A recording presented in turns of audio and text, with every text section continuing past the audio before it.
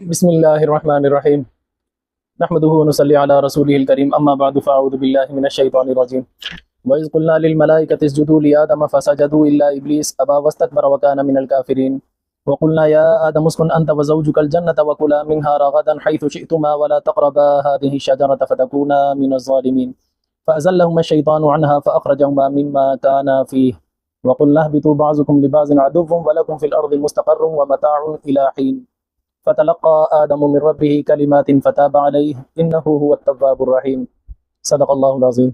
اور جب کہا ہم نے فرشتوں کو کہ سجدہ کرو آدم علیہ السلام کو، تو سارے کے سارے فرشتے سجدے میں گر گئے الا ابلیس، سوائے ابلیس کے۔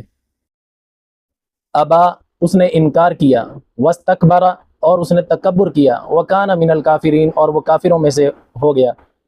وقلنا یا آدم اسکن انت وزوجک الجنہ، اور ہم نے کہا اے آدم ٹھہرا رہ تو اور تیری بیوی جنت میں، وَكُلَا مِنْهَا رَغَدًا حَيْثُ شِئْتُمَا، اور کھاؤ اس جنت میں سے رج پج کے جہاں سے چاہو، وَلَا تَقْرَبَا هَٰذِهِ الشَّجَرَةَ، البتہ اور نہ قریب جانا اس درخت کے، فَتَكُونَا مِنَ الظَّالِمِينَ، ورنہ تم دونوں ظالموں میں سے ہو جاؤ گے۔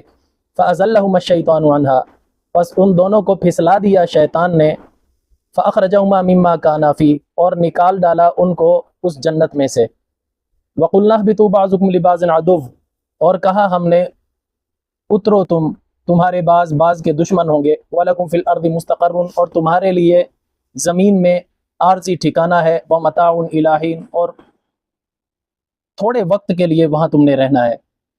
فَتَلَقَّىٰ آدَمُ مِن رَّبِّهِ كَلِمَاتٍ فَتَابَ عَلَيْهِ، سکھائے آدم علیہ السلام کو اس کے رب نے چند کلمات، فتاب علیہ، پھر متوجہ ہوا آدم علیہ السلام پر، انہ هو التواب الرحیم، بے شک وہ اللہ تعالیٰ خوب متوجہ ہونے والا ہے، خوب رحم کرنے والا ہے۔ وَإِذْ قُلْنَا لِلْمَلَائِكَةِ اسْجُدُوا لِآدَمَ فَسَجَدُوا إِلَّا إِبْلِيسَ، جب آدم علیہ السلام کو اللہ تعالیٰ نے مکمل پیدا کر لیا اور اس میں روح پھونک دی گئی، تو فرشتوں کو کہا اس کو سجدہ کرو، تو تمام فرشتے سجدے میں گرے۔ یہ کس لیے کیا گیا اس طرح؟ تاکہ آدم علیہ السلام کی عظمت اور شان سب پر واضح ہو جائے۔ اس سے یہ پتہ چلا کہ اللہ تعالیٰ نے انسان کو اشرف المخلوقات بنایا ہے، تبھی تو فرشتوں تک کو کہا گیا کہ اس کو سجدہ کرو، یعنی سب سے افضل مخلوق انسان ہے اللہ کے نزدیک۔ اگر انسان سے بھی کوئی افضل مخلوق ہوتی تو آدم علیہ السلام کو کہتے کہ تو ان کو سجدہ کر۔ یہ اللہ تعالیٰ نے اونچی شان دکھانے کے لیے یہ حکم دیا فرشتوں کو کہ تم سارے کے سارے سجدہ کرو۔ فرشتوں نے سجدہ کیا، الا ابلیس، لیکن ابلیس نے سجدہ نہیں کیا۔ پہلی بات تو یہ سمجھو کہ اللہ تعالیٰ نے جو فرشتوں کو کہا کہ آدم کو سجدہ کرو، یہ تو غیر اللہ کو سجدہ ہے، اور غیر اللہ کا سجدہ حرام ہے۔ اس کا جواب یہ ہے کہ پہلی شریعتوں کے اندر سجدہ تعظیمی ہوا کرتا تھا، جائز تھا۔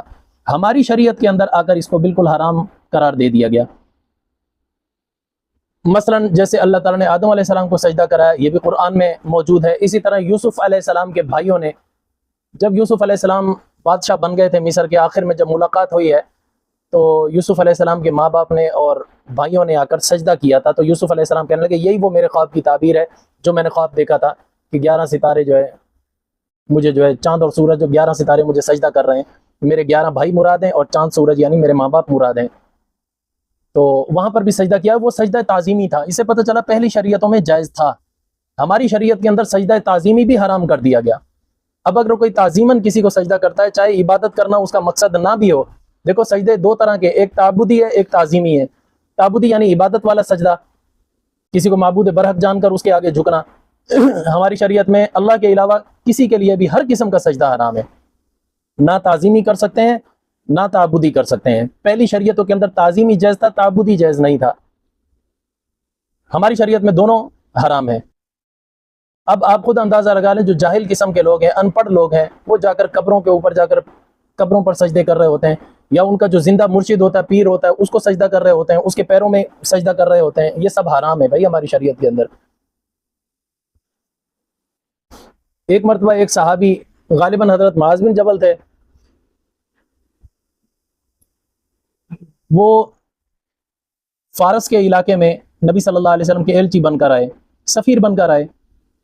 تو یہاں انہوں نے بادشاہوں کا اٹھنا بیٹھنا دیکھا، تو بڑا اس سے متاثر ہوا کہ جو بھی آدمی آ رہا ہے بادشاہ کے دربار میں پہلے سجدہ کرتا ہے، اس کو تعظیمی، پھر جا کر اس کے پاس جا کر اپنی جو بات پیش کرنی ہوتی ہے کرتا ہے۔ ان کو یہ ادا اچھی لگی، تو انہوں نے آ کر حضور صلی اللہ علیہ وسلم سے عرض کرنے لگے کہ یا رسول اللہ، اگر دنیا میں کوئی سجدے کے لائق ہے سب سے زیادہ وہ تو آپ ہیں. میں نے دیکھا وہاں بادشاہ جو ہے وہ اپنے آپ کو سجدے کرا رہے ہیں، میں یہ اچھا سمجھتا ہوں کہ آپ کو سجدہ کیا جائے. حضور نے فرمایا نہ، میری شریعت کے اندر اگر کسی کو سجدہ کرنا جائز ہوتا تو میں بیوی کو حکم دیتا وہ اپنے شوہر کو سجدہ کرے، لیکن آپ صلی اللہ علیہ وسلم نے بیوی کو بھی حکم نہیں دیا. معلوم ہوا یہ حرام قطعی ہے ہماری شریعت کے اندر. ایک بات تو یہ تھی. دوسری، فسجدوا الا ابلیس، سارے فرشتوں نے سجدہ کیا سوائے ابلیس کے. اس سے یہ لگتا ہے کہ ابلیس بھی، شیطان کو ابلیس کہا گیا، اس سے یہ پتہ چلتا ہے کہ ابلیس جو ہے وہ بھی فرشتہ تھا، کیونکہ حکم تو فرشتوں کو کیا گیا تھا. اصل بات یہ کہ وہ فرشتہ نہیں تھا، لیکن اللہ تعالیٰ نے، فرشتے چونکہ اونچی مخلوق ہیں، جنات اس سے نیچی مخلوق ہیں، جب اونچی مخلوق کو حکم دیا گیا سجدہ کرنے کا تو نیچی مخلوق تو خود بخود اس میں تابع ہو کر شامل ہو جائے گی. اس وجہ سے اس میں ابلیس کو بھی چاہیے تھا سجدہ کرنا، لیکن اس نے نہیں کیا. ابا، اس نے انکار کر دیا. واستکبر، اور اس نے تکبر کیا. تکبر کیا کیا؟ قرآن مجید میں آگے چل کے آیت میں آ جائے گا. اس نے کہا کہ میں انسان کو کیسے سجدہ کروں؟ آپ نے اس کو مٹی سے پیدا کیا، مٹی کی خصلت یہ ہے اس کو اوپر بھی پھینکا جائے تو وہ نیچے آتی ہے، اور میں آگ سے بنایا گیا ہوں. آگ کی خاصیت یہ نیچے بھی جلائی جائے تو وہ اوپر کو جاتی ہے، تو جو اوپر جانے والا وہ نیچے کیوں آئے؟ جو نیچے آنے والا وہ کرے نا سجدہ. ایک تو اس کو یہ تھا، تکبر تھا.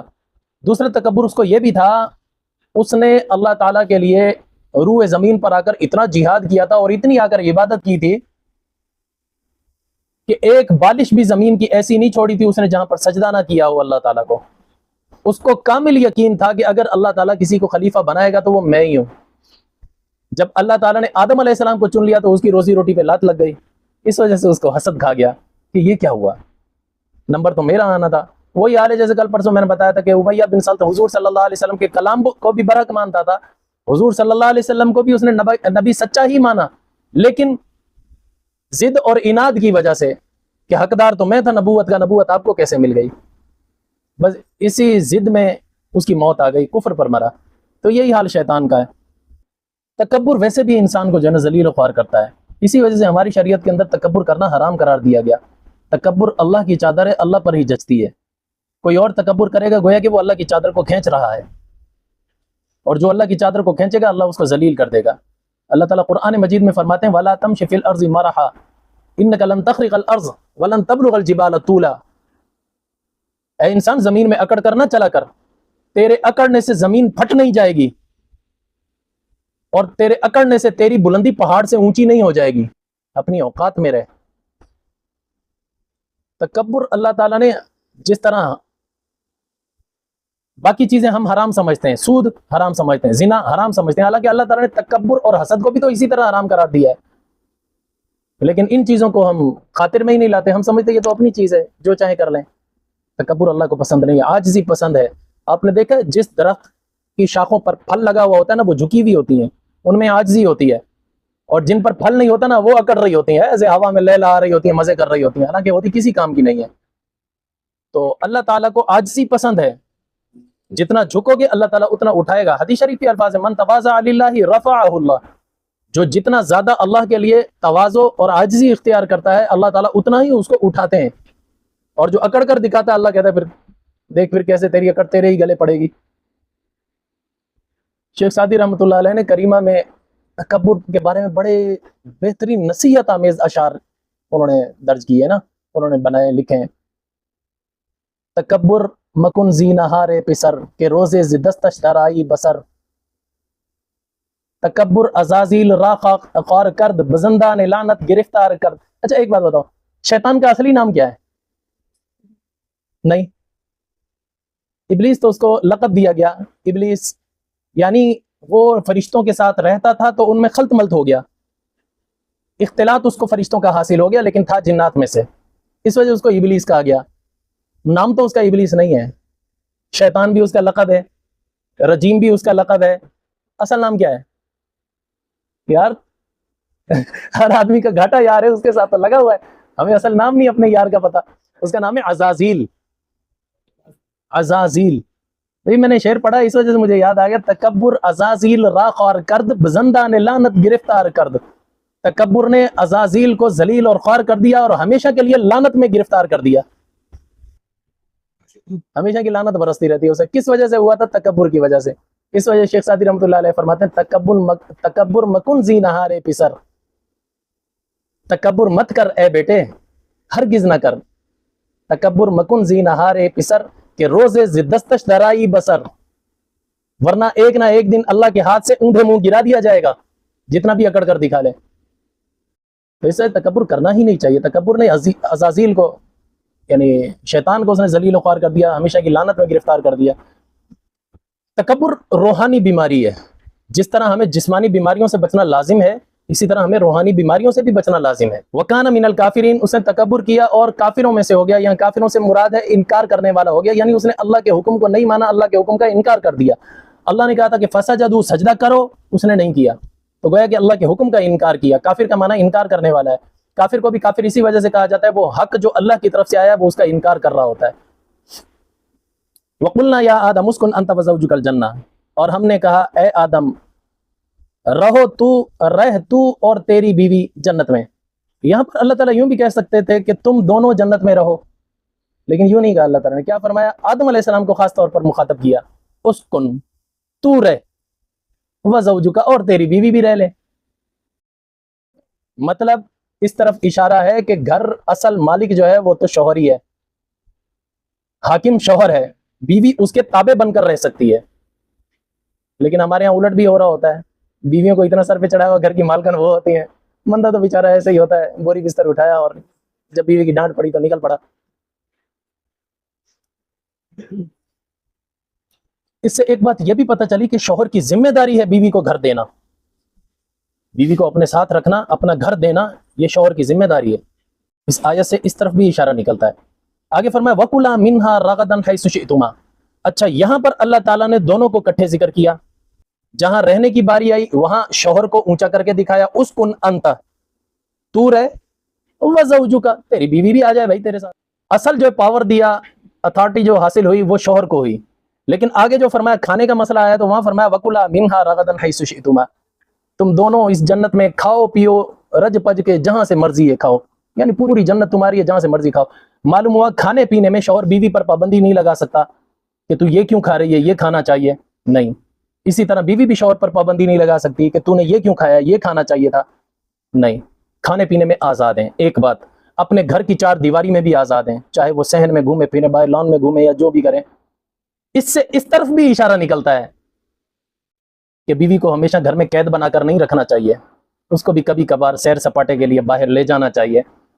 کبھی اس کو بھی کوئی برگر شرگر کھلا دیا کرو، کبھی کوئی، ہاں بھائی دل پشوری کا اللہ بھی حکم دیتا ہے. ہمارے نبی صلی اللہ علیہ وسلم حضرت عائشہ رضی اللہ تعالیٰ عنہ کو کبھی سفر میں کبھی ساتھ لے جاتے تو کبھی کبھار یہاں تک کہ ریس بھی لگاتے تھے، مقابلہ کرتے تھے، دوڑ لگاتے تھے، دیکھیں کون جیتتا ہے. اور کبھی کبھار یہ بھی آتا ہے کہ ایک مرتبہ آپ صلی اللہ علیہ وسلم حضرت صفیہ رضی اللہ تعالیٰ عنہ کو، ام المومنین یعنی اپنی زوجہ محترمہ کو، ان کو لے کر رات کے وقت عشاء کے ٹائم ایسے باہر نکلے تھے ٹہلنے کے لیے، تو وہاں سے دو صحابی گزرے. وہ آپس میں باتیں کرتے ہوئے جا رہے تھے، نہ انہوں نے حضور صلی اللہ علیہ وسلم کو کچھ کہا، نہ انہوں نے آپ صلی اللہ علیہ وسلم نے ان کو کچھ کہا. آپ صلی اللہ علیہ وسلم اپنی زوجہ کے ساتھ جا رہے تھے، ایسے ٹہل رہے تھے باہر گلی میں، تو ادھر سے دو صحابی بھی ایسے گلی میں سے ادھر گزر کر گئے. جیسے گزر کر گئے تو آپ صلی اللہ علیہ وسلم وہاں رک گئے تھوڑی دیر. جب وہ آگے چلے گئے تو آپ صلی اللہ علیہ وسلم پیچھے گئے، او فلاں رکو رکو رکو، ٹھہرو. وہ ٹھہر گئے. آپ صلی اللہ علیہ وسلم فرمایا بھائی میں محمد ہوں اور یہ میری بیوی ہے صفیہ بنت ہوئی. وہ کہنے لگے یا رسول اللہ اس میں کیا مسئلہ ہے، کوئی ہم نے کوئی آپ پر کوئی شک تھوڑی کیا. آپ نے فرمایا نہیں شیطان ہے، پھر بھی وسوسہ ڈال سکتا ہے کہ پتہ نہیں رات کے ٹائم کس کے ساتھ گھوم رہا تھا. تو اس وجہ سے آپ صلی اللہ علیہ وسلم نے ان کے شک بھی ان کا رفع کر دیا. اس سے ہی پتہ چلا کہ ہمیں بھی ایسا کام نہیں کرنا چاہیے جس سے لوگ شکوک و شبہات میں مبتلا ہوں. اپنے آپ کو ہمیشہ ایسا کلیئر صاف رکھنا چاہیے تاکہ کسی کو شک کا بھی موقع نہ ملے. خیر بہرحال اس سے یہ پتہ چلا کہ بیوی کو بھی گھمانا پھرانا چاہیے، اس کا حق ہے. ہمیشہ چار دیواری میں اس کو قید کر کے رکھنا یہ صحیح طریقہ نہیں ہے. کبھی کبھار لے جائے، ہمیشہ نہیں. اتنا بھی نہ لے کر جائے کہ اس کے پر نکل آئیں، پھر گھر میں رہنا ہی عذاب ہو جائے. وَلَا تَقْرَبَا هَٰذِهِ الشَّجَرَةَ، اس درخت کے قریب نہ جانا. مطلب کیا ہے؟ اس کو نہ کھانا. فَتَكُونَا مِنَ الظَّالِمِينَ، ورنہ ظالموں میں سے ہو جائیں گے. ظالم سے مراد ہے یعنی اپنے نفس پر ظلم کرنے والے. اللہ تعالیٰ نے وہ لوگ جو گناہ گار ہیں ان کو بھی اللہ تعالیٰ نے ظالم کہا ہے. مثلا وَلَوْ أَنَّهُمْ إِذْ ظَلَمُوا أَنفُسَهُمْ جَاءُوكَ فَاسْتَغْفِرُوا اللَّهَ وَاسْتَغْفَرَ لَهُمُ الرَّسُولُ لَوَجَدُوا اللَّهَ تَوَّابًا رَحِيمًا. یہ سورہ نساء میں آیت ہے. اللہ تعالیٰ نے وہاں پر گناہ گار کو ظالم قرار دیا ہے کہ وہ لوگ جنہوں نے گناہ کر کر کے اپنے نفسوں پر ظلم کر لیا ہے، وہ اگر اے نبی صلی اللہ علیہ وسلم تیرے پاس آئیں، وہ خود بھی اللہ تعالیٰ سے استغفار طلب کریں اور تجھے بھی سفارشی بنا لیں، پھر تو بھی ان کے لیے استغفار طلب کرے، تو وہ ضرور بھی ضرور اللہ تعالیٰ کو توبہ قبول کرنے والا مہربان پائیں گے۔ ایک بات بتاؤں، آج بھی یہ حکم ہے، اگر کوئی روزہ اطہر پر جاتا ہے نا، صلاۃ و سلام عرض کرنے کے بعد نبی صلی اللہ علیہ وسلم کو اپنا سفارشی بنا لیا کرے، یا رسول اللہ میں اپنے گھر سے لے کر یہاں تک چل کر آیا ہوں، آپ کی سفارش کا امیدوار ہوں، میں گناہ گار ہوں، اللہ تعالیٰ سے آپ میری سفارش کر دیجئے تاکہ اللہ تعالیٰ مجھے بخش دے، میں بھی اپنے گناہوں کی معافی مانگتا ہوں، آپ بھی میرے سفارشی بن جائیے۔ یہ اب بھی کہنا چاہیے، ہمارے نبی صلی اللہ علیہ وسلم اپنی قبر مبارک میں حیات برزخی مکمل طریقے سے حاصل ہے، جو ہم وہاں پر بولتے ہیں، صلاۃ و سلام عرض کرتے ہیں، حضور صلی اللہ علیہ وسلم خود سنتے ہیں، اس کا جواب بھی دیتے ہیں۔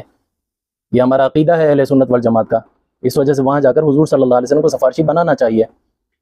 صرف سفارشی اسی استغفار کا ہی نہیں، اور بھی اگر کوئی مصیبت میں پھنسا ہوا ہے تو وہ بھی اپنا سفارشی بنا سکتا ہے، یا رسول اللہ میں فلاں مصیبت میں گرفتار ہوں، میری یہ مشکل حل نہیں ہو رہی، میں بھی اللہ تعالیٰ سے مانگتا ہوں آپ بھی میری سفارش کر دیجئے تاکہ میرا یہ مسئلہ حل ہو جائے، کرانا چاہیے۔ تو بہرحال اس آیت میں اللہ تعالیٰ نے گناہ گاروں کو اپنے اوپر ظلم کرنے والا قرار دیا، تو معلوم ہوا کہ گناہ کر کر کے بھی بندہ اپنے اوپر ظلم کر لیتا ہے، تو یہاں پر بھی گناہ گار مراد ہے، یہاں ظالمین سے وہ ظالم وہ ڈنڈے سوٹے چلانے والا نہیں مراد۔ ہم تو ہماری نظروں میں تو ظالم وہی ہوتا ہے جو دوسروں کا حق کھا جائے، دوسروں کے اوپر چڑھائی کر دے، نہیں بھائی، خود گناہ گار جو بندہ ہے اس کو بھی ظالم کہا گیا ہے۔ فتکون من الظالمین، ورنہ آپ ظالموں میں سے ہو جاؤ گے۔ ولا تقربوا هذه الشجرہ، اس درخت کے قریب نہ جانا۔ اب بات یہ ہے کہ وہ درخت کون سا تھا، اس میں مفسرین کے مختلف رائے ہیں، کوئی کہتا تھا کہ کھجور کا درخت تھا، کوئی کہتا تھا انجیر کا درخت تھا، کوئی کہتا تھا کہ وہ گندم کا درخت تھا۔ گندم کا ہمارے ہاں تو پودا ہوتا ہے، اس زمانے میں درخت تھا، ہو سکتا ہے، کیوں؟ ایک حدیث شریف میں آتا ہے، آپ صلی اللہ علیہ وسلم نے صحابہ اکرام کو بتلایا کہ یہ گندم کا دانہ آدم علیہ السلام کے زمانے میں انڈے جتنا تھا، ایک دانہ انڈے جتنا تھا۔ اب آپ اندازہ لگاؤ کہ جو دانہ انڈے جتنا ہو وہ چھوٹے سے پودے پہ تو نہیں لگ سکتا نا، اس کے لیے درختی ہونا چاہیے نا پھر گندم کا۔ اچھا، پھر آپ صلی اللہ علیہ وسلم نے فرمایا پھر بعد میں جیسے جیسے لوگ گناہ کرتے گئے اس کی برکت ختم ہوتی گئی، یہاں تک کہ بنی اسرائیل کے زمانے میں یہ بیر جتنا تھا یہ گندم کا دانہ۔ پھر آپ صلی اللہ علیہ وسلم نے فرمایا پھر لوگوں نے گناہ کر کر کے اس کی برکت اور ختم کر دی، اب ہمارے زمانے میں یہ چنے جتنا ہے۔ کون فرما رہے ہیں؟ آپ صلی اللہ علیہ وسلم، کہ ہمارے زمانے میں یہ چنے جتنا ہے، اور آج 1400 سال کے بعد اب کتنا ہے؟ یہ لوگوں کے گناہوں کی وجہ سے یہ جا کے اتنا سا بچا ہے۔ اور ایک بات یاد رکھنا، حدیث شریف میں آتا ہے کہ قیامت کے قریب ایک عالمی قحط آئے گا، پوری دنیا قحط کی لپیٹ میں ہوگی، گندم مندم یہ سب ختم ہو جائے گی۔ مجھے لگتا ہے یہی ہے کہ گناہوں کی شامت یہ ہوگی، آج دانہ اتنا سا بچا ہے، کل کو اتنا بھی نہیں بچے گا۔ اس وجہ لوگوں کو اپنے گناہوں سے توبہ اور استغفار کرنی چاہیے، استغفار کے بڑے فائدے ہیں۔ خیر، اللہ تعالیٰ نے فرمایا ولا تقربوا هذه الشجرہ، اس درخت کے قریب نہ جانا، ایک معنی تو یہ ہے۔ دوسرا معنی اس کا یہ ہے جو مولانا عبید اللہ سندھی رحمۃ اللہ علیہ نے اپنے تفسیر الہام القرآن میں انہوں نے معنی کیا ہے، وہ بڑا دل کو لگتا ہے۔ انہوں نے لکھا ہے کہ اس سے مراد یہ ہے کہ میاں بیوی کا آپس میں مباشرت کرنا، اس کو اللہ تعالیٰ نے درخت سے تعبیر کر دیا ہے، اس کو اللہ تعالیٰ نے درخت سے تعبیر کر دیا ہے، اسے تعبیر دی جاتی ہے۔ مثال کے طور پر ایک حدیث شریف میں آتا ہے، حدیث رفاعہ، بڑی مشہور حدیث ہے، آپ کبھی نیٹ پر بھی سرچ کرو گے پوری حدیث مل جائے گی۔ وہ حلالے کے متعلق ہے، ایک شوہر نے اپنی بیوی کو طلاق دے دی تھی، پھر وہ بیوی دوبارہ اسی شوہر کے پاس آنا چاہتی تھی، اس کے متعلق یہ پوری حدیث ہے۔ خیر میں اس ڈیٹیل میں تو نہیں جاتا، تو آپ صلی اللہ علیہ وسلم نے اس عورت کو کہا تھا کہ جب تک تو اپنے شوہر کا ماکھی یعنی شہد نہ چکھ لے، اور جب تک وہ تیرا شہد نہ چکھ لے، تب تک تم ایک دوسرے کے لیے یعنی پہلے شوہر کے لیے حلال نہیں ہو سکتی، دوسرے شوہر کے لیے یہ کہا تھا۔ تو بہرحال وہاں پر دیکھو اس مباشرت کو شہد کے ساتھ تعبیر کیا ہے، اور یہاں پر مباشرت کو ایک درخت کے ساتھ تعبیر کیا ہے، ولا تقربوا هذه الشجرہ، اس درخت کے قریب بھی نہ جانا۔ مطلب کہ درخت سے کیسے تعبیر دیا ہے؟ لازم بات ہے انسان جب میاں بیوی جب آپس میں مباشرت کرتے ہیں تو اس کا ایک پھل نکلتا ہے اولاد کی شکل میں، تو گویا کہ اس لفظ کو، اس مباشرت کے فعل کو اللہ تعالیٰ نے لفظ شجر سے تعبیر کیا ہے۔ مولانا عبید اللہ سندھی رحمۃ اللہ علیہ نے اس کی یہی تفسیر بیان فرمائی ہے۔ بہرحال اصل مقصد یہ ہے، خلاصہ بات کا جو میں عرض کرنا چاہ رہا ہوں، بہت ساری تفاسیر کا لب لباب یہ ہے کہ شجرہ کیا تھا، یوں سمجھو کہ اللہ کا حکم تھا کہ اس کے قریب نہ جانا، بس۔ اب آدم اور حوا سے بس یہ غلطی ہوگی، لغزش ہو گئی کہ وہ چلے گئے، انہوں نے اس کا پھل کھا لیا، تو اللہ تعالیٰ نے کہا کہ جب میں نے منع کیا تھا نہ کرنا، تم نے کیوں کر لیا؟ اس کی مثال آپ یوں سمجھو، مچھلی حرام نہیں ہے، چاہے کسی دن بھی اس کا شکار کیا جائے. لیکن بنی اسرائیل پر اللہ تعالیٰ نے حضرت داؤد علیہ السلام کے زمانے میں منع کر دیا تھا ہفتے کے دن مچھلی کا شکار نہ کرنا. پھر ان لوگوں نے بہانے بازی شروع کی. کیا کیا؟ ہفتے کے دن جا کر وہ کھڈا لگا کر مچھلیوں کا راستہ کھول دیتے تھے, مچھلیاں آ جاتی آگے, وہ بند لگا دیتے تھے. ہفتے کے دن نہیں نکالتے, اتوار کے دن پھر جال ڈالتے, ساری مچھلیاں نکال لیتے. اللہ تعالیٰ کو یہ ادا ان کی بری لگی تو اللہ تعالیٰ نے ان کو فَكُونُوا قِرَدَةً خَاسِئِينَ, ان کو ذلیل بندر بنا دیا. یہ اللہ کا عذاب آیا تھا ان کے اوپر. حالانکہ سوچنے کی بات یہ ہے کہ مچھلی کوئی ہر چیز تو نہیں ہے, انہوں نے کوئی حرام چیز تو نہیں کھانے کا کیا تھا, اور وہ کاروبار کرنا چاہ رہے تھے, وہ بھی کوئی حرام نہیں تھا. بس اصل بات یہ کہ اللہ کا حکم تھا چھوڑ دو تو چھوڑ دینا چاہیے تھا, چاہے حلال چیز تھی. انہوں نے اس حکم کی نافرمانی کی تو اللہ کا عذاب آیا. تو یہاں پر بھی یوں سمجھو وہ درخت چاہے کھجور ہی کا کیوں نہ ہو, چاہے گندم کا کیوں نہ ہو, ہے تو حلال, لیکن اللہ تعالیٰ نے جب منع کر دیا تھا تو اسے رک جانا چاہیے تھا. اصل بات یہ ہے کہ شجرہ تو کہا گیا لیکن اس سے حکم ربی مراد ہے کہ رب کے حکم کی نافرمانی نہیں کرنی چاہیے تھی. بس فَأَزَلَّهُمَ الشَّيْطَانُ عَنْهَا, ان دونوں کو پھسلایا شیطان نے. کیا مطلب؟ یعنی شیطان نے ان کے دلوں میں وسوسہ ڈالا. وسوسہ ڈالنے کی تو طاقت ہے شیطان میں, کیونکہ جنات میں سے, اور جنات ایک حدیث شریف میں آتا ہے یجری کا مجری دم, انسان کے اندر ایسے دوڑ رہے ہوتے ہیں جنات جیسے اس کا خون دوڑ رہا ہوتا ہے. خون کون سا حصہ جہاں نہیں ہوتا, آپ یہاں پر سوئی لگاؤ فوراً خون نکل آئے گا, حالانکہ دیکھنے میں لگتا ہے یہاں خون ہی نہیں ہے. تو جس طرح خون ہمارے ذرے ذرے کے اندر سرایت کیا ہوا ہے, اسی طرح فرمایا کہ شیطان بھی انسان کے جسم کے اندر ایسے گھوم جاتا ہے. جب اتنی اللہ تعالیٰ نے اس کو طاقت دی بھی ہے تو وسوسہ بھی ڈال سکتا ہے وہ دل میں آ کر. تو شیطان نے وسوسہ ڈال کر آدم علیہ السلام کو اور بی بی حوا کو پھسلایا. کیا وسوسہ ڈالا تھا؟ کہ دیکھو جو اللہ تعالیٰ نے تمہیں منع کیا ہے نا اس درخت کو نہ کھانا, وہ اس وجہ سے کیا ہے, اللہ نہیں چاہتا تم دونوں ہمیشہ کے لیے جنت میں رہو. اللہ ایک نہ ایک دن تمہیں نکالنا چاہتا ہے. اگر تم نے یہ درخت کھا لیا, یہ آب حیات پی لیا, پھر تم کبھی نہیں مرو گے, پھر تم کبھی بھی نہیں نکلو گے. لوگوں میں مشہور ہے نا یار, آب حیات مل جائے تو بس انسان ہمیشہ زندہ رہتا ہے. تو گویا کہ اس نے بھی آ کر یہی وسوسہ ڈال دیا, یہ درخت جو ہے نا تمہارے لیے آب حیات ہے, یہ اگر کھا لو گے تو تم ہمیشہ جنت میں رہو گے, اگر نہیں کھاؤ گے نا نکال دیے جاؤ گے. اور اللہ چاہتا ہے یہ نہ کھائیں تاکہ ایک نہ ایک دن ان کو نکال دوں. اب ان میاں بیوی نے آپس میں مشورہ کیا, ان کی تجاوے. تو آدم علیہ السلام نے کہا چھوڑ, حکم ربی ہے, نہیں کرتے اس کا ارتکاب. بھی کہنا کر کے دیکھ لیتے ہیں, اپن ہمیشہ کے لیے رہ لیں گے یار, ابھی تو عارضی رہ رہے ہیں نا. بس بیچارے آدم علیہ السلام جوروں کے کہنے میں آ گئے.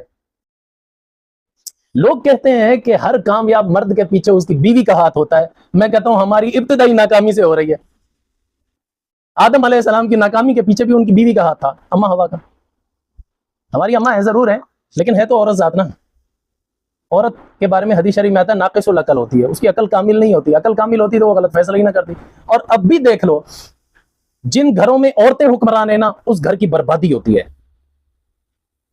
اور میں تجربے کی بات بتا رہا ہوں, کبھی بھی عورت کے مشورے پر عمل کر کے دیکھو, وہ کام کبھی بھی پایا تکمیل کو نہیں پہنچے گا. اگر پہنچے گا بھی تو وہ ادھورا اور ناقص رہے گا. تجربہ بتا رہا ہوں. اس وجہ آپس میں اگر مشورہ بھی کرنا ہو, مرد حضرات کیا کریں. کوئی کام کرنا ہو, مردوں کی رائے لیا کریں, عورت کی نہ لیا کریں, اس میں خیر نہیں ہے. حقیقت بتا رہا ہوں. چاہے وہ عورت, دیکھو ماں کی تعظیم ضرور ہے, ماں کو اللہ نے رب کا درجہ دیا ہے ماں باپ کو, اس کا انکار نہیں ہے. لیکن جہاں تک ہم نجی معاملات میں مشورے لے رہے ہوتے ہیں, اس میں ہمیشہ مردوں سے مشورہ کیا جائے. عورت چاہے کسی بھی روپ میں ہو, ماں ہو, بہن ہو, بیٹی ہو, بیوی ہو, جس روپ میں بھی ہو, اس کے مشورے پر عمل نہ کرو, اس میں خیر نہیں ہے. یہ آگے چل کے سورہ نساء میں آ بھی جائے گا, وہاں پر انشاءاللہ تفصیلاً عرض کر دوں گا. مختصر بات یہ عرض کر رہا ہوں کہ اپنے گھروں میں جو حکمرانی جو ہے نا, وہ مردوں کی ہی رکھو, وہ گھر کامیاب ہوں گے. جس گھر میں عورت کی حکمرانی آئے گی نا, اس کی تباہی شروع ہے, بربادی شروع ہے. ہاں, ہر کامیاب مرد کے پیچھے عورت ہوتی ہے. تو دکھاؤ نا آدم علیہ السلام کے پیچھے کہاں ہے عورت؟ وہ تو بیچاری, اس نے آدم علیہ السلام کو بیچارے کو پھسلا دیا. اچھا بھلا کہہ رہا تھا حکم ربی ہے, نہ کرو آپ مجھ سے, یہ غلطی نہ کرواؤ. کہیں گے نہیں ہم ہمیشہ رہ لیں گے, سہانے سہانے خواب دکھائے. بیچارے آدم علیہ السلام بیچارے ہمارے ابا بڑے سادہ تھے. فَأَزَلَّهُمَ الشَّيْطَانُ عَنْهَا فَأَخْرَجَهُمَا مِمَّا كَانَ فِيهِ, شیطان نے وسوسہ ڈال کر ان کو پھسلا دیا. فَأَخْرَجَهُمَا مِمَّا كَانَ فِيهِ, اس جنت میں سے ان دونوں کو نکلوا دیا. جب اچھا اللہ تعالیٰ نے ایک بات یاد رکھنا, آگے لفظ آتا ہے وَقُلْ نَهْبِطُوا بَعْضُكُمْ لِبَعْضٍ عَدُوٌّ, اس کے فوراً بعد یہ لفظ آتا ہے چلو اترو تم زمین کی طرف, اب تمہارے بعض کے دشمن ہوں گے. اس سے بظاہر یوں لگتا ہے کہ اللہ تعالیٰ ناراض ہو گئے, اللہ نے ناراضگی میں آ کر آدم اور بی بی حوا کو جنت سے نکال دیا. حالانکہ ایسی بات نہیں ہے, یہ عقیدہ رکھنا بھی کفر ہے انبیاء کے بارے میں. اللہ تعالیٰ نے ایسا ہرگز نہیں کیا, بلکہ کیا مقصد ہے, اللہ تعالیٰ نے یہ پہلے ہی بتلا دیا تھا اگر تم یہ درخت کھاؤ گے نا پھر جنت سے نکل جاؤ گے. آدم علیہ السلام اور بی بی حوا نے درخت کھایا تو اب وہ جنت میں ٹھہرنے کے حقدار نہیں رہے اصول کے مطابق. امتحان تھا ان کا, اللہ تعالیٰ نے اس امتحان کا صرف رزلٹ نکالا، اس کا رزلٹ یہ اب تم جنت میں نہیں رہ سکتے۔ اللہ تعالیٰ اپنے اصول کے پابند ہے اس وجہ سے۔ اور دوسری بات یہ ہے کہ اللہ تعالیٰ نے آدم علیہ السلام کو پیدا ہی اس وجہ سے فرمایا تھا انی جاعل فی الارض خلیفہ، میں اس کو زمین میں اپنا خلیفہ بنانا چاہتا ہوں۔ لازم بات ہے اس کا وقت مقرر تھا کہ فلاں وقت میں نے اس کو اتارنا ہے زمین پر۔ اتفاق ایسا ہوا کہ ادھر سے آدم علیہ السلام سے لغزش ہوئی اور ادھر وہ وقت بھی پورا ہو چکا تھا زمین پر اتارنے کا، اس وجہ سے اللہ تعالیٰ نے فرمایا اب وقت بھی پورا ہو گیا، اب جاؤ زمین پہ۔ تو آدم علیہ السلام نے بہرحال وہاں پر بھی توبہ اور استغفار کی، اپنی لغزش کا ان کو اندازہ ہو گیا تھا، تو روئے زمین پر بھی آ کر رو رو کر اللہ تعالیٰ سے اپنی لغزش کی معافی مانگتے رہے۔ اللہ تعالیٰ نے فرمایا وَقُلْنَا اهْبِطُوا بَعْضُكُمْ لِبَعْضٍ، چلو اترو جاؤ زمین کی طرف، تمہارے پاس بعض کے دشمن ہو۔ بعض سے مراد بعض کے دشمن یعنی اس روئے زمین پر جنات بھی رہیں گے، انسان بھی رہیں گے، وہ آپس میں ان کی دشمنی چلتی رہے گی، چپکلش چلتی رہے گی، اور یہ ہوتا بھی ہے، تمہارے بعض کے دشمن ہوں گے۔ وَلَكُمْ فِي الْأَرْضِ مُسْتَقَرٌ، اور ویسے یہ بھی ہو سکتا ہے کہ بعض کے دشمن ہوں، یعنی انسان بھی آپس میں ایک دوسرے کے دشمن ہوتے ہیں، چاہے مذہب کے لحاظ سے ہوں، ایک دوسرے پر حملے کرتے رہیں گے، چاہے وہ قومیت کی بنا پر ہوں، میں بادشاہی لینا چاہوں، چاہے اس بنا پر ہو، بہرحال یہ دشمنی بھی ساتھ ہی اتری۔ وَلَكُمْ فِي الْأَرْضِ مُسْتَقَرٌ، اور دنیا میں روئے زمین میں تمہارا ایک ٹھکانہ بنایا ہے اللہ تعالیٰ نے، لیکن وہ ٹھکانہ مستقل نہیں ہے، عارضی ہے۔ وَمَتَاعٌ إِلَىٰ حِينٍ، مقرر وقت، تھوڑی مدت کے لیے۔ فَتَلَقَّىٰ آدَمُ مِن رَبِّهِ كَلِمَاتٍ فَتَابَ عَلَيْهِ، آدم علیہ السلام کو اپنی لغزش پر جو ہے نا افسوس ہوا کہ میں نے یہ کیا کر دیا، ہم نے آنا تو ویسے ہی تھا روئے زمین کی طرف، تو اللہ کو ناراض کر کے کیوں آ رہے ہیں؟ گویا کہ انہوں نے اپنے اوپر یہ بات دل پر لے لی، تو اللہ تعالیٰ سے توبہ اور استغفار کرنے لگے۔ اللہ تعالیٰ نے پھر خود کلمات سکھائے کہ ان کلمات کے ذریعے مجھ سے توبہ کرو، معافی مانگو، میں قبول کر لوں گا۔ وہ کلمات کون سے ہیں؟ میں نے پہلے بتایا تھا قرآن مجید کی بعض آیتوں کی تفسیر بعض آیتیں خود کر رہی ہوتی ہیں۔ یہاں پر اللہ تعالیٰ نے فرمایا فَتَلَقَّىٰ آدَمُ مِن رَبِّهِ كَلِمَاتٍ فَتَابَ عَلَيْهِ، سکھائے آدم علیہ السلام کو اس کے رب نے چند کلمات، فتاب علیہ، جن کی بنا پر اللہ تعالیٰ نے ان کی توبہ قبول کی۔ انہ هو التواب الرحیم، بے شک وہ اللہ تعالیٰ توبہ قبول کرنے والا مہربان ہے۔ وہ کلمات کون سے ہیں جو اللہ تعالیٰ نے سکھائے؟ میں نے بتایا قرآن مجید کی بعض آیتیں بعض کی تفصیل بیان کرتی ہیں، وہ آگے چل کے آ جائے گی آیت۔ اللہ تعالیٰ نے فرمایا وہ کلمات یہ تھے ربنا ظلمنا انفسنا وان لم تغفر لنا وترحمنا لنکونن من الخاسرین، یہ اللہ تعالیٰ نے آدم علیہ السلام کو کلمات سکھائے کہ ان کلمات کے ذریعے مجھ سے معافی مانگو، توبہ کرو۔ تو ہمیں بھی یہ چاہیے، ہمیں بھی ان الفاظ کو پڑھتے رہنا چاہیے، یہ توبہ اور استغفار کے بہترین الفاظ ہیں کہ اے ہمارے رب، ہم نے تو اپنے اوپر ظلم کیا، ربنا ظلمنا انفسنا وان لم تغفر لنا وترحمنا، اگر تو نے ہمیں نہ بخشا اور ہم پر رحم نہ کھایا، لنکونن من الخاسرین، ہم تو ضرور نقصان اٹھانے والوں میں سے ہو جائیں گے، ہم تو خسارے میں پڑ جائیں گے۔ تو اللہ تعالیٰ کی ذات مہربان ہے، جب اللہ کے اوپر اتنا اعتماد کوئی کر لے تو اللہ تعالیٰ اس کے اعتماد کو ٹھیس نہیں پہنچاتے، اللہ تعالیٰ فوراً اس کی توبہ قبول کر لیتے ہیں، اس پر رحم کر دیتے ہیں۔ آگے اللہ تعالیٰ نے فرمایا قُلْنَا اهْبِطُوا مِنْهَا جَمِيعًا، چلو تم اترو سارے کے سارے اس روئے زمین میں۔ سارے کے سارے کون تھے؟ وہاں تو بی بی ہوا اور حضرت آدم علیہ السلام تھے۔ مراد یہ ہے کہ آدم علیہ السلام کی جو آنے والی نسل تھی، جو آدم علیہ السلام کی پیٹھ کے اندر قیامت تک آنے والی نسل اللہ تعالیٰ نے پیدا کر دی تھی، اور ان روحوں سے عہد بھی لے لیا تھا، الست بربکم قالوا بلی، آگے چل کے آ جائے گا قرآن مجید میں، وہ سب کے سب مراد ہیں۔ اللہ تعالیٰ نے سبھی یعنی پوری انسانیت کو کہا کہ چلو اترو سارے کے سارے زمین میں۔ اچھا کیا کرنا ہے یہاں پر؟ اب یہاں پر تم نے میری زمین پر میرا نظام نافذ کرنا ہے، اس کے لیے کوئی لاہ عمل اللہ تعالیٰ فرماتے ہیں ہاں لاہ عمل آئے گا۔ فَإِمَّا يَأْتِيَنَّكُم مِّنِّي هُدًى فَمَن تَبِعَ هُدَايَ فَلَا خَوْفٌ عَلَيْهِمْ وَلَا هُمْ يَحْزَنُونَ، بہرحال تمہارے پاس میری طرف سے ہدایت آئے گی، یعنی احکامات آتے رہیں گے وقتاً فوقتاً۔ فمن تبع ہدایا، جس نے میری ہدایت کی اتباع کر لی، یعنی جس نے میرے احکامات کا کہنا مان لیا، تو فلا خوف علیہم ولا هم یحزنون، قیامت کے دن ان پر نہ کوئی خوف ہوگا نہ کوئی غم ہوگا۔ ویسے خوف اس غم کو کہا جاتا ہے جو چیز کے ضائع ہونے پر ہو، جیسے یہ میری گھڑی ہے، خدا نخواستہ چوری ہو جائے یا گر کر ٹوٹ جائے تو مجھے ایک صدمہ سا لگے گا، تو اس کے گرنے کا جو صدمہ ہے نا اس کو کہیں گے خوف، چیز کا ہے۔ اور غم جو ہوتا ہے وہ ایک اندرونی کیفیت ہے، یار مجھ سے فلاں ناراض نہ ہو جائے، یار فلاں مجھے سخت سزا دے گا، یہ ایک دل کی کیفیت ہے، اس کو غم کہا جاتا ہے۔ لیکن ہمارے یہاں اردو میں دونوں کو ہی غم کہہ دیتے ہیں، خوف غم ایک ہی چیز سمجھی جاتی ہے۔ فلا خوف علیہم ولا هم یحزنون، نہ ان پر قیامت کے دن کوئی غم ہوگا نہ کوئی خوف ہوگا، یعنی نہ کوئی بیرونی ٹینشن ہوگی نہ کوئی اندرونی ٹینشن ہوگی۔ والذین کفروا وکذبوا بآیاتنا، جو میرے احکام آئیں گے اگر ان احکامات کا کسی نے انکار کر دیا، وکذبوا بآیاتنا، اور آنے والے میرے احکامات کو جھٹلا دیا، تو اولئک اصحاب النار، تو یہ لوگ جہنم والے ہوں گے، جہنمی ہوں گے، ہم فیہا خالدون، انہوں نے پھر ہمیشہ ہمیشہ اس جہنم میں رہنا ہے۔